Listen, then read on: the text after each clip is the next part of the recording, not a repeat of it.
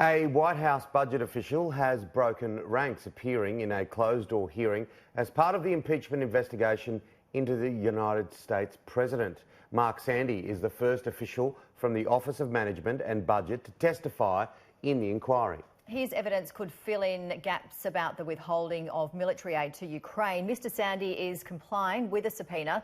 Several other officials have refused the orders, including White House Chief of Staff Mick Mulvaney. After hours of sometimes personal testimony, former Ambassador Marie Yovanovitch left the hearing room to applause.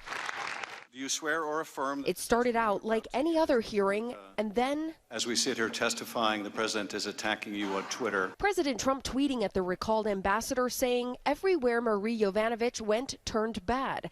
Later, the White House said the tweet was not witness intimidation. I have freedom of speech just as other people do, but they've taken away the Republicans' rights. It's very intimidating.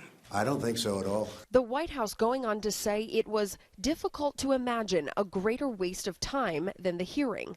And then immediately after Yovanovitch's hearing wrapped up, lawmakers headed down to a secure room to hear testimony from the embassy staffer, David Holmes, who overheard an alleged conversation between President Trump and the EU ambassador, Gordon Sondland. Ambassador Sondland will be one of 8 witnesses expected in open hearings next week. But as we have endeavored all along, we are moving expeditiously, but we are trying to move methodically. You know, at some point, you got to say, when is it going to be a fair process? After Holmes' testimony, one Florida Democrat said she learned something significant and disturbing, while a Republican said it's dangerous to draw conclusions about an overheard phone call. And for more on the impeachment saga, we're joined now by Professor John Lawrence from the University of California, Washington Centre. What an historic week, Professor. Millions of people tuning into the televised impeachment inquiries. The first 2 key witnesses, William Taylor and George Kent.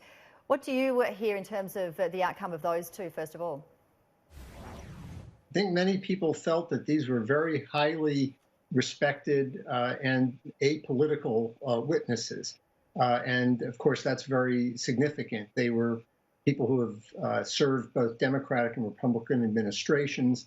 And I think they were people who felt, like some of these other witnesses, that the behavior of the president and of people on his team, both official and unofficial, are jeopardizing the diplomatic and national security interests of the United States.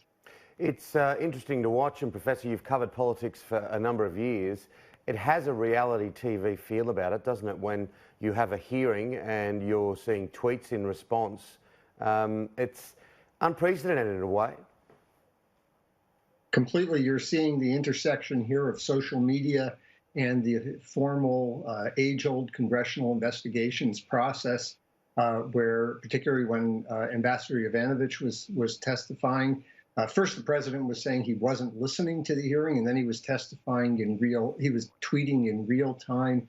And, you know, tweeting things that were very intimidating and that the ambassador certainly felt that were intimidating towards her, as were some of his earlier comments about her service in Ukraine. Do you actually find it interesting, Professor, that Adam Schiff brought this up while she was testifying? Well, you know, I think that it was a decision that if the president is going to comment in real time, then you have to respond in real time. There's an unwritten rule in politics that you never allow an accusation to go unanswered. And with the speed with which social media travels now, if you allowed the accusations or the comments to go unanswered, then they might very well find their way into general circulation hours before you had a chance to respond. I also think, given the fact that earlier on the president had made comments, in fact, directly to President Zelensky on July 25th, that suggested things were going to go badly for the ambassador. This overall pattern that the president has had of being both critical and intimidating was something that was very much relevant to the issues that were being discussed at that hearing. And the whole inquiry has certainly overshadowed everything else that's going on, including the whole Democratic race. Yes, the Speaker of the House, Nancy Pelosi, has tried to continue to pass legislation. She passed a series of bills this week dealing with, and last week dealing with veterans, dealing with health care. But it's very, very hard to get traction on anything other than the hearings that have been going on impeachment. Next week, there's going to be a presidential debate for the Democrats, and that will almost inevitably get some attention. But I think Mrs. Pelosi understood, and this may be one of the reasons that she was reluctant to begin the impeachment hearings initially, that once you go down this road, something this significant historically, it's very, very difficult to get any attention to anything else, even if, as is the case, the House is passing legislation, dozens of pieces of legislation, and sending them over to the Senate. 8 more people testifying next week, Professor, including, Tim Morrison, Gordon Sondland, who's been mentioned quite a lot in the past week or so. Yeah, and this next week will be very significant because, interestingly, the Republican critics have focused on the fact that much of what has been testified to has been secondhand information. Now, as Democrats have pointed out, it's secondhand because the president has not allowed the people who knew this information firsthand to appear, so they don't have much choice. But next week, that's going to change, and there are going to be people who have actually been on phone calls with the president, like Ambassador Sondland, or as may be the case now, there are a couple of people who overheard the president on phone calls between Mr. Sondland and the president who are going to testify. So this line of defense that the Republicans have been depending on could face some real challenges next week, and that may then be a test as to how the defense of the president goes forward, how this entire impeachment investigation goes forward. You can't see him changing his tack, though, can you, the president? He, from the word go, has been on the front foot.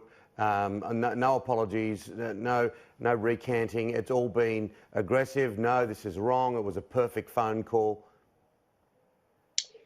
Yeah, there's been very little variation there. I think that's been one of the challenges for the Republican members. I think that they are a little cautious because about the specific facts, because the actual facts have changed and become more complicated, and yet the president has just stayed with this notion that he didn't do anything wrong. I had thought that the argument would likely be from the Republicans to say, well, you know what, okay, so he did some things, but they were innocent mistakes, beginner mistakes, they're not impeachable. But the president hasn't wanted to go down that road because that would acknowledge that he had done certain things. So the more that this testimony is able to document specifically what the president said, in addition, of course, to the fact that the president continues to obstruct, in the view of the Democrats, the congressional investigation, it just gets deeper and deeper. Yeah, it certainly does. We have to wrap it up shortly, but just one final question. The final governor election is on this Saturday, Louisiana.